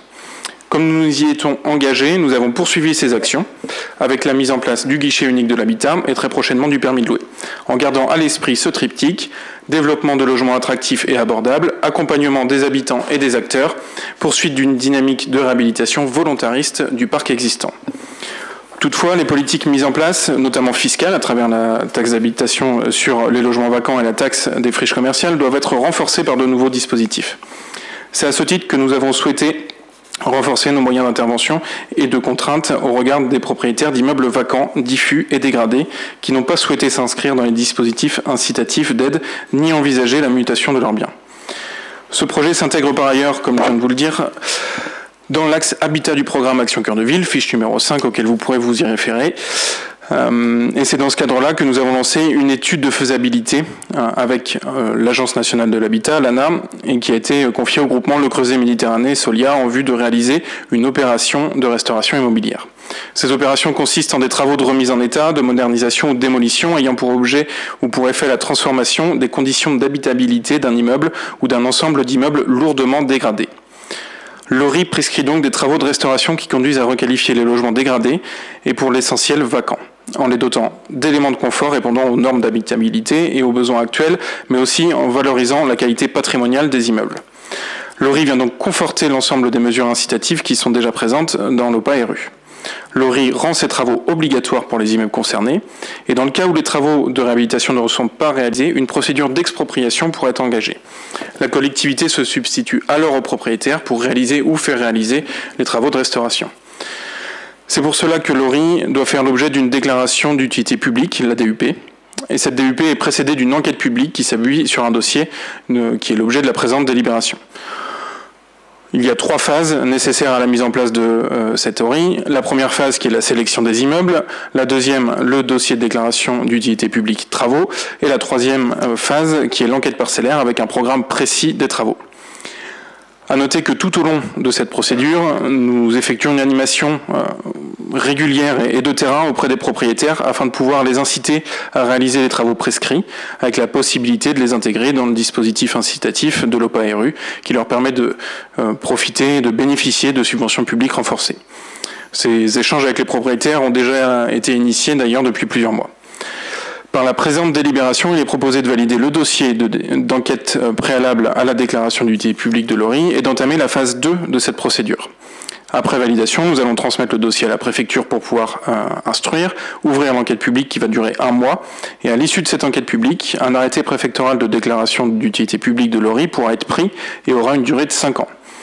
C'est sur la base de cet arrêté que des nouveaux contacts seront pris avec les propriétaires concernés pour les inciter à intervenir sur leurs biens, soit afin qu'ils réalisent directement les travaux prescrits, soit afin qu'ils vendent leurs biens. À noter que c'est déjà quelque chose qui a été initié, parce que dans la liste des biens que vous avez annexés à cette délibération, il y a déjà une dizaine d'immeubles sur lesquels nous avons pu constater des mouvements de cession, mais que nous souhaitons maintenir afin de nous assurer de la réalisation des travaux et de la remise sur le marché par la suite. Donc c'est à l'issue de cette nouvelle étape d'animation renforcée que la ville pourra enclencher la 3e phase de l'ORI correspondant à l'enquête parcellaire qui va permettre in fine, en cas d'inaction de la part des propriétaires, de procéder à des expropriations. Les 22 immeubles concernés au terme de l'étude de faisabilité, suite au repérage et visite sur site, sont précisés dans la délibération et dans le dossier d'enquête publique. Ce sont des immeubles dégradés, voire très dégradés, qui nécessitent des travaux lourds de restauration, et ce sont tous des immeubles dont l'état de dégradation impacte fortement la qualité de l'environnement urbain dans des secteurs stratégiques pour le projet de requalification porté par la ville. C'est pourquoi il vous est proposé ce soir de pouvoir approuver la délibération telle qu'elle est rédigée. Donc, le conseil municipal approuve la mise en place d'une opération de restauration immobilière sur les immeubles vacants diffus et dégradés en application de l'article L313-4 du Code de l'urbanisme dans un périmètre rapproché autour des rues Gaston-Guimet et des Loges. Approuve le dossier d'enquête préalable à la déclaration d'utilité publique de l'opération de restauration immobilière portant sur les immeubles listés. Autorise Monsieur le maire à solliciter Monsieur le Préfet pour la mise à l'enquête publique du dossier susvisé en vue du prononcé de la déclaration d'utilité publique au profit de la ville de Fontenay-le-Comte, délègue tout pouvoir à Monsieur le maire pour assurer la mise en œuvre de ce dispositif et autorise Monsieur le maire à signer l'ensemble des documents afférents à ce dossier. Merci Monsieur Vergniaud. Avez-vous des questions sur cette délibération? Non. Oh, une petite question. Oui. On se posait la question là avec ma collègue. Le périmètre de Lory, donc on a bien compris, c'est rue Gaston-Guimet, rue des Loges, mais il y a d'autres logements dans la ville qui pourraient être concernés. Ah, oui. Donc est-ce qu'il peut y avoir une suite ou pas, ou est-ce que c'est fermé? Voilà la question. Alors, l'objectif de Lory, c'est de pouvoir concentrer les moyens et l'ensemble de la force publique sur un secteur limité pour avoir un impact plus important. C'est pour ça on a fait un travail important de diagnostic avec le Creuset Méditerranée et Solia, en lien avec la communauté de communes et Monsieur Biré en tant que vice-président en charge de ces dossiers-là sur la communauté de communes, où justement on a affiné l'ensemble du diagnostic qui avait été sorti avec plus de 70 biens sur le centre-ville de Fontenay, et on a voulu concentrer sur ce secteur-là. Donc on sait qu'il y a des biens qui peuvent parfois, dans des secteurs un peu plus périphériques du centre-ville, à l'échelle de la ville, ça reste très modeste, mais voilà, mais sur le secteur Rapin, sur le secteur du Marchou ou d'autres, aujourd'hui, avoir une approche diffuse sur Lory aurait perdu en efficacité. Donc la proposition se concentre sur ce secteur-là, et puis peut-être que dans 5 ans, quand la première ORI sera clôturée et on le souhaite aura porté ses fruits, l'équipe en place pourra ouvrir une ORI 2 et du coup mettre ces biens qui nécessitent également une action dans une ORI. À savoir que le travail que l'on mène avec en collaboration avec les services de la communauté de communes régulièrement, c'est d'avoir un listing précis de l'ensemble des biens qui nous remontent, qui ont des problèmes de salubrité, de vacances importantes, de dégradation diverses et variées, et on s'assure que l'ensemble de ces biens ont une action qui va en face. Donc là, il y a Lory pour certains de ces biens, d'autres on sait qu'ils vont être plus concernés par le permis de louer, d'autres on les fait intégrer dans le dispositif de l'OPARU justement pour pouvoir accompagner les propriétaires. Certains vont avoir des arrêtés de mise en péril où il y a des accompagnements des occupants plus poussés, mais ce n'est pas parce que certains biens ne sont pas dans Lory qu'on ne s'en occupe pas. Merci, Monsieur Vergniaud. Monsieur Berthaud, vous vouliez demander... Non, vous aviez... Ah, je croyais que vous aviez demandé la parole. Pardon. Très bien. Non, juste pour compléter également cette délibération, vous le savez, c'est une action sur l'urbanisme qui date. D'ailleurs, on est dans le temps long. Je rappelle, et elle n'était pas du mandat précédent, elle était même d'avant, l'OPARU, qui a été un peu les prémices de tout ça. En fait, on a d'abord lancé cette OPARU, qui était sur le volet plutôt incitatif, avec des aides, pour inviter les propriétaires, bailleurs et occupants à redynamiser, en tout cas à refaire de l'habitat dans le centre-ville. Bon, j'ai envie de dire 10 ans après, quasiment, on peut considérer que c'est pas suffisant. On le voit bien d'ailleurs, parce qu'on a encore des îlots très dégradés. Donc cette délibération, elle est importante, elle vient compléter aussi le permis de louer, donc ça c'est tout le travail qu'on a à faire avec les services. Elle vient compléter nos dispositifs de manière beaucoup plus forte et beaucoup plus incitative, parce que quand on prend une déclaration d'utilité publique, c'est violent. On prend la main. Alors évidemment, d'abord, entre ces immeubles qui sont classés, cette délibération, ce qu'on souhaite, c'est qu'il y ait une forme d'électrochoc auprès des propriétaires bailleurs ou des propriétaires occupants sur leurs biens, pour leur dire faites, voilà, maintenant l'incitatif c'est plus suffisant, il faut faire. Si vous ne faites pas, c'est la commune qui prendra la main. Maintenant, on a d'ailleurs envoyé des courriers dans le cadre de nos dispositifs, et beaucoup d'immeubles, d'ailleurs, suite à ces immeubles dont vous avez la liste, certains, c'est ce qu'a dit Benjamin, certains font déjà l'objet de mutations, de ventes, de cessions, ou de propriétaires qui veulent faire des travaux. Donc j'ai envie de dire, moins on en aura à déclarer, en tout cas sur lequel on prendra la main, mieux ce sera. Mais en tout cas, ça change, ça inverse la priorité. S'ils ne font pas, on prend la main. Voilà, donc je pense que c'est un dispositif de soutien qui est important, qu'il fallait prendre, mais qui est le fruit aussi d'un processus qui s'est engagé il y a déjà quelques années. Voilà, le fruit de cette délibération. Voilà, je vous propose... Oui, M. Bertin. Je pense que M. Vergniaud avait répondu à ma question, parce que c'est vrai qu'on peut compléter le dispositif par des arrêtés d'insalubrité. Et c'est ça, parce qu'on connaît tous certains logements privatifs qui sont dans un état... bon, on est d'accord. À peine limite supportable. Donc je vous propose de passer au vote cette délibération. Qui est contre? Qui s'abstient? Merci. Elle est donc adoptée. Et je vais laisser la parole à M. Bouillot concernant l'environnement, le rapport annuel de la communauté de communes du Pays de Fontaine-Vendée sur le prix et la qualité des services pour l'assainissement collectif et non collectif. Oui. Donc le CGCT impose de réaliser un rapport annuel sur le prix et la qualité des services d'assainissement collectif et non collectif. Ces rapports doivent être présentés à l'Assemblée délibérante, en l'occurrence le Conseil communautaire, dans les 6 mois qui suivent la clôture de l'exercice concerné. Ils sont publics et permettent d'informer les usagers du service. Le Conseil communautaire s'est réuni le 11 juillet dernier. Il a approuvé ces 2 rapports pour l'année 2021. Un exemplaire de ces rapports doit également être transmis aux communes adhérentes pour être présenté à leur conseil municipal dans les 12 mois suivant la clôture de l'exercice. Alors, je ne vais peut-être pas tout vous lire parce qu'il y a 2 rapports. Le premier est assez court sur l'ANC, l'assainissement non collectif. Les tarifs restent inchangés par rapport à 2020. Il y a une augmentation des contrôles d'assainissement collectif, les CBF qu'on appelle ça, suite à 2020 où il y avait une baisse forte. Le point positif en page 6 de le rapport ANC, c'est quand même une baisse des nombres des installations sans danger. Donc il y a moins d'installations qui polluent l'environnement. On est passé de 92 à 90%. Sur le rapport AC, assainissement collectif, un peu plus volumineux, évidemment on note une augmentation du nombre d'abonnés sur la ville de Fontenay-le-Comte, puisque c'est détaillé commune par commune, entre 2020 et 2021, c'est tout à fait normal. Les tarifs, eux, sont identiques à 2020, en 2021. La part collectivité est identique et la part délégataire est en légère augmentation. Vous avez ensuite différents indices de connaissance de réseau, vous avez beaucoup d'indications dans le rapport d'assainissement collectif qui sont obligatoires dans un cadre d'un RPQS. Voilà, si vous avez des questions, n'hésitez pas, mais je ne veux pas rentrer trop dans le détail non plus. Merci. Monsieur Bouillot, avez-vous des questions sur ce rapport? Des précisions peut-être? Non, pas de questions. Donc je vous propose de passer au vote qui... Ah, on prend acte, pardon, excusez-moi. Donc on prend acte. Très bien. Et je vais laisser la parole à Madame Drouin concernant le personnel communal, puisqu'on a 2 délibérations. Une première qui concerne la modification du tableau des effectifs et une deuxième concernant le recrutement d'un chef de projet architecture et patrimoine. Donc, concernant le tableau des effectifs, nous avons un agent adjoint administratif territorial qui part à la retraite au 1er janvier 2023. Donc, son poste sera supprimé. En attendant, au 1er décembre 2022, nous créons un poste pour son remplacement. Il y aura donc une période d'1 mois où les 2 personnes travailleront ensemble. Merci. Avez-vous des questions? On va procéder au vote de cette délibération. Avez-vous des questions sur cette délibération? Pas de questions.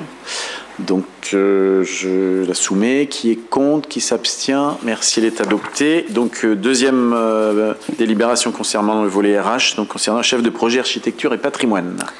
Donc, considérant la nécessité de renouveler l'emploi permanent de catégorie B pour le recrutement d'un chef de projet architecture et patrimoine, considérant l'appel à candidature qui a été publié le 11 juillet 2022 pour un poste de chef de projet ville d'arrêt d'histoire, architecture et patrimoine, et considérant qu'en cas de recrutement infructueux de fonctionnaires, les fonctions peuvent être exercées par un contractuel relevant de la catégorie B.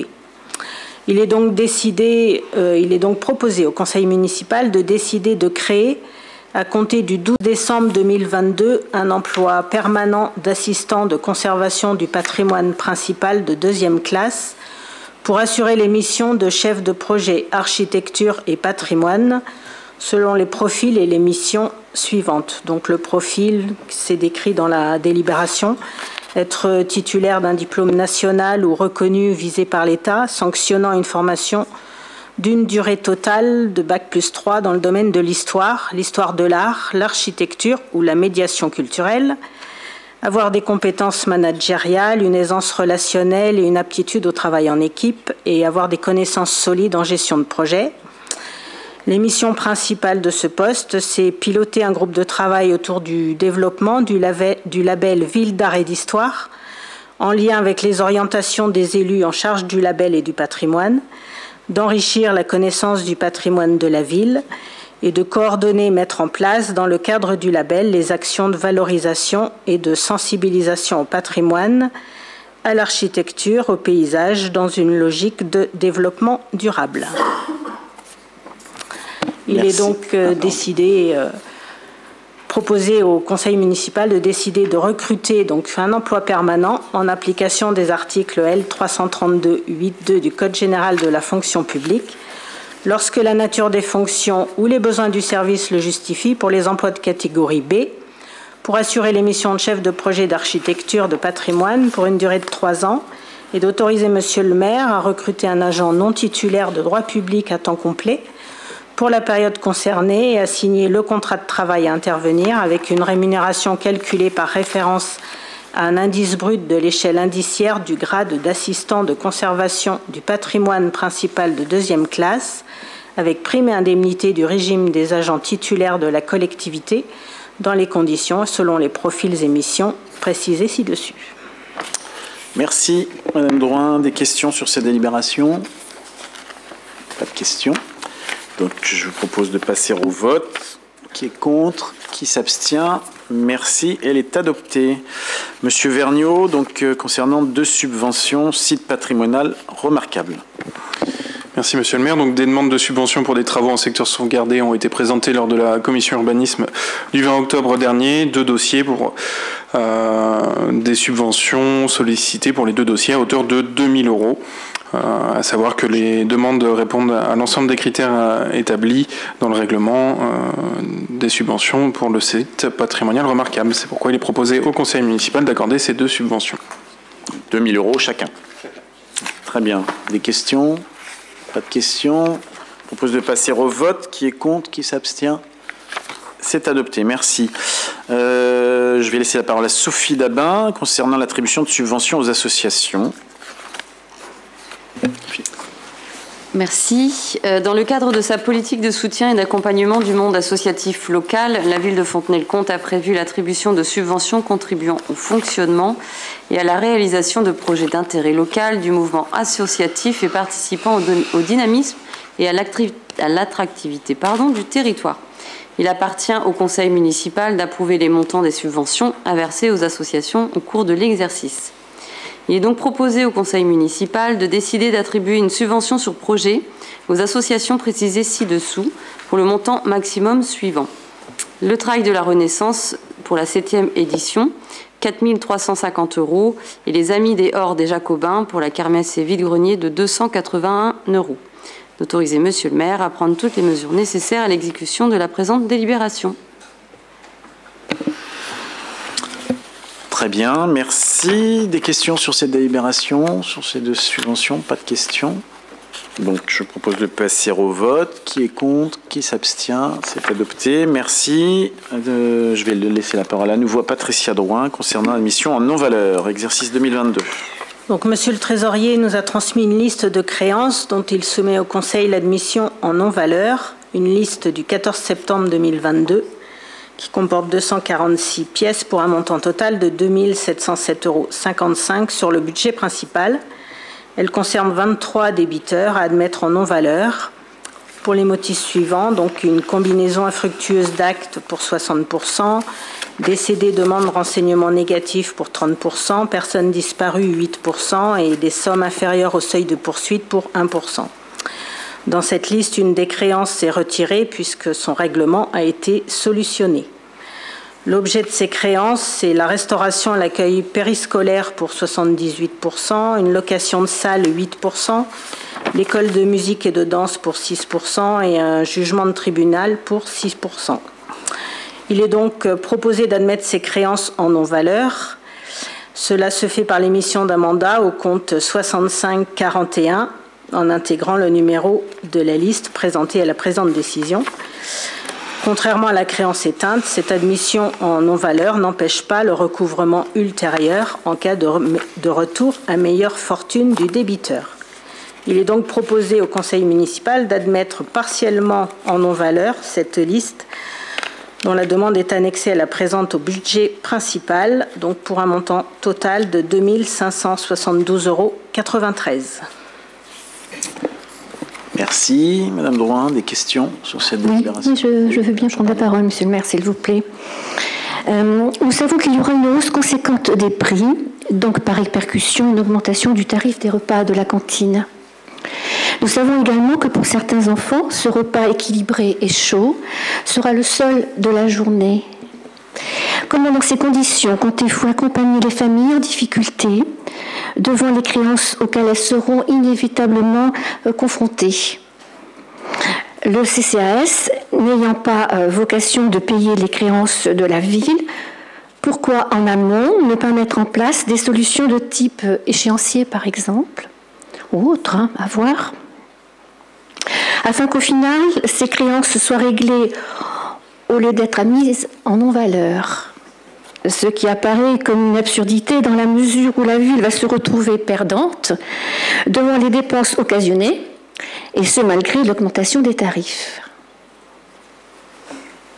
Merci Madame Chaparro. Madame Moreau, peut-être des précisions? Vas-y. Donc effectivement, on a travaillé ça en commission. Il va y avoir une communication et un accompagnement fait auprès des familles parce que l'idée n'est pas du tout de mettre les familles en difficulté, comme on a pu le dire en commission. Il n'est pas question que les enfants de Fontenay ne gardent pas le bon repas qui leur est servi par la cantine scolaire, repas de qualité, c'est d'ailleurs les choix que nous avons faits. Et la communication qui va être faite aux familles très prochainement, justement, va proposer un accompagnement pour leur proposer des solutions s'ils devaient... De quel genre cet accompagnement? Je ne peux pas vous dire encore parce que c'est encore... C'est une pochette surprise? Qu'est-ce qu'on fait là quand Je ne réponds pas. Ouais. Je ne réponds pas à ça, Madame Champarneau. On n'est pas du tout sur ce... Parce que là, il n'y a rien de concret. Vous ne proposez rien de concret, là. Je suis en train de vous dire que nous sommes en train de le faire. La décision en commission... Donc, vous savez ce que vous allez faire, alors? Pas encore. Pas précisément. Je ne peux pas vous donner des éléments de réponse s'ils ne sont pas précis. Parce que vous êtes en train de le préparer. C'est ça, une préparation. Ce n'est pas finalisé, c'est une préparation. Vous savez bien des... Voilà. Ben oui, non, mais c'est ça. Y a pas La prochaine commission sera le moment où nous déciderons de ce que nous allons proposer. Au moment de cette commission. Donc, oui, bon, enfin, c'est encore aléatoire. C'est pas... Bien sûr. Mais la décision n'est pas encore applicable, puisque ce sera une décision du maire et que l'augmentation de ces tarifs n'est pas prévue avant le 1er janvier. Donc on n'est pas encore à la date. Mais il n'y aura pas de pochette surprise. Tant mieux, tant mieux. Oui, mais j'ai pas compris. En fait, je m'excuse, mais j'ai pas compris votre question. Si votre question, c'est de savoir s'il y aurait une augmentation ou s'il y avait un accompagnement, c'est ça votre question? J'ai demandé s'il y allait avoir un accompagnement, auprès de ces familles en difficulté, parce qu'il est bien évident qu'il va y avoir des échéances qui ne vont pas être réglées là, des créances. C'est déjà le cas. Il y a déjà des coefficients, des cautions qui sont proposés et des accompagnements. D'accord, mais là, ça ne va pas aller en diminuant. Non. Ben voilà. Donc, qu'est-ce qu'on fait? Est-ce qu'on attend? Non. Que ça augmente ou est-ce qu'on essaie de mettre des solutions en place? C'est cela. Voilà. On va proposer des choses. C'est ce que je voulais savoir. C'est ce que je vous ai répondu. Voilà. Décision sera prise en prochaine commission. Merci. Oui, mais en prochaine commission, ça repousse d'autant et on ne sait pas. On ne sait pas ce que vous allez proposer. 16 novembre. C'est à vue, vous naviguez à vue? 16 novembre. 16 novembre, oui. Merci. Alors, je propose sur cette délibération qui concerne les admissions en non-valeur. Qui est contre? Qui s'abstient? Merci. Elle est donc adoptée. Je vais laisser la parole toujours à Patricia concernant les créances éteintes. Donc, par courriel en date des 5 juillet, 8 septembre et 27 septembre dernier, la Ville a été informée de décisions d'effacement de dettes prises directement par le tribunal d'instance ou par la commission de surendettement de la Banque de France en substitution du tribunal d'instance comme la loi le permet depuis le 1er janvier 2018. Donc, ces décisions entraînent l'effacement de toutes les dettes de personnes concernées à la date du jugement. Et le montant s'élève à 2 221,67 € qui concerne 3 créances pour des jugements qui datent de 2019, 2020 et 2022. Donc il est proposé au Conseil municipal d'admettre en créance éteinte la somme de 2 221,67 € au budget principal par un mandat au compte 6542. Merci Madame Drouin. Des questions sur cette délibération? Juste une précision. La remarque de Madame Chaparneau faisait référence aux 1037 € qui étaient des créances éteintes sur la restauration et les garderies scolaires. Oui. De 2019. Je voudrais savoir, Madame Drouin, quelle politique vous allez avoir dans le cadre de la M57 sur les provisions, justement, pour risques et charges? Je ne vais pas vous répondre ce soir. Je n'ai pas forcément de réponse à vous apporter. Je verrai ça avec les services. Ah ouais. Bon. En fait, c'est simple. Vous nous demandez d'aller en commission. Quand on est en commission, on n'a pas les informations. Quand on vient au conseil municipal, on n'a pas les informations non plus. Donc, c'est génial. Je trouve ça super. Mais que vous posiez la question, que vous ne sachiez pas quelle stratégie vous allez avoir par rapport aux provisions, sachant qu'on passe au 1er janvier à la M57, c'est pour le moins assez déstabilisant. Bah oui, ça doit faire partie des stratégies. Justement, on a pris une délibération. Ça voudrait dire qu'on a pris une délibération à l'aveugle sur le passage à la M57 au 1er janvier lors des conseils précédents. Et qu'il doit y avoir une vraie stratégie par rapport à ça. Mais bon. Et qu'on est au cœur du sujet. Bien, je vous propose de passer au vote sur cette délibération concernant les créances éteintes. S'il n'y a pas d'autres questions, qui est contre, qui s'abstient, elle est donc adoptée. Merci. Et je vais laisser pour en terminer la parole à Monsieur Lemoine concernant l'avis sur les dérogations exceptionnelles au travail dominical. Merci Monsieur le maire. Oui, c'est la loi dite Macron du 6 août 2015 qui modifie les dérogations exceptionnelles à l'interdiction du travail du dimanche au profit des salariés et des commerçants. Il est donc nécessaire que le Conseil donne un avis sur ces dérogations pour l'année à venir avant le 31 décembre. Ainsi, nous pouvons accorder jusqu'à 12 autorisations par an et par branche d'activité. À partir du 6e dimanche, l'avis du Conseil communautaire est obligatoire, ce qui ne sera pas notre cas puisque nous vous en proposerons 5. Suite aux demandes formulées et à l'examen des autorisations accordées des années précédentes, il convient de proposer les dates suivantes pour l'année 2023. Pour la branche alimentaire, le 2 juillet, qui correspond au premier dimanche des soldes d'été, et les 10, 17, 24 et 31 décembre pour la préparation des fêtes de fin d'année. Pour la branche non alimentaire, le 15 janvier, toujours correspondant au premier dimanche des soldes d'hiver, le 2 juillet, correspondant lui au premier dimanche des soldes d'été, les 10, 17 et 24 décembre pour les fêtes de fin d'année. Et pour la branche automobile, ils sont plutôt tous d'accord. Dans le cadre de leurs portes ouvertes, les 15 janvier, 12 mars, 11 juin, 17 septembre et 15 octobre. Il est donc proposé au Conseil municipal d'émettre un avis favorable sur le calendrier des ouvertures dominicales des commerces pour 2023, comme je viens de vous le présenter, et d'autoriser Monsieur le maire à prendre l'arrêté listant les autorisations accordées par branche d'activité pour l'année 2023 sur le territoire communal. Merci Monsieur Lemoine. Des questions sur cette délibération? Pas de questions. Donc je vous propose de passer au vote. Qui est contre? Qui s'abstient? Et non, il finit même par changer d'avis. Il est formidable, ce Philippe Mini. Et donc, elle est adoptée à l'unanimité. C'est l'effet Ludovic Ogbon, ça, monsieur Fourage. Qu'est-ce que vous voulez que je vous dise? Je ne désespère pas, vous savez. Allez, je vous remercie. Je vous souhaite une bonne soirée. À bientôt. Merci à vous.